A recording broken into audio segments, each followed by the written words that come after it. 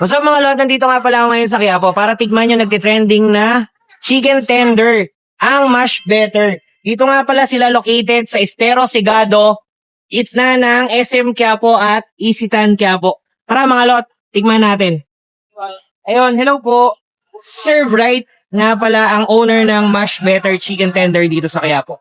Bale Sir Bright, ilang years na pala si Much Better sa industry? Ang Much Better is nagsimula nung way back 2016 pa. So, 9 years na kami dito sa food industry. Pero dito sa Quiapo by Sir Bright, sabi niya is 1 month pa lang sila. Ayan mga lot, ibig sabihin hindi na sila bago sa kalakaran ng pagkain. Tara tikman natin kung ano ang lasa ng chicken tender nila mga lot. Bali ayun mga lot, ang in-order ko nga pala is chicken tender at boneless chicken. Tara tikman natin mga lot. Ito nga pala yung chicken tender nila. Ilang pieces? 1, 2, 3, 4 pieces mga lot, 469 pesos only. Meron ka ng 4 pieces na chicken tender. With rice na to mga lot ha, at may sauce na rin. Ito siya mga lot oh. Tignan natin.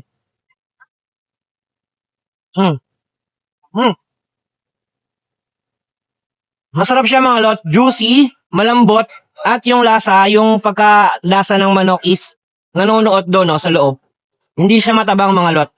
Ibig sabihin, pinag-aralan talaga nila kung paano gawin to ng maayos.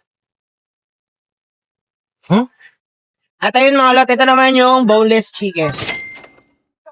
Ayun mga lot oh. 1 peraso lang siya mga lot pero malaki. Ayan, tingnan natin. With rice na rin yan ha. For 89 pesos only. Meron nga ng 1 perasong boneless chicken na with rice. Tara, tikman natin mga lot.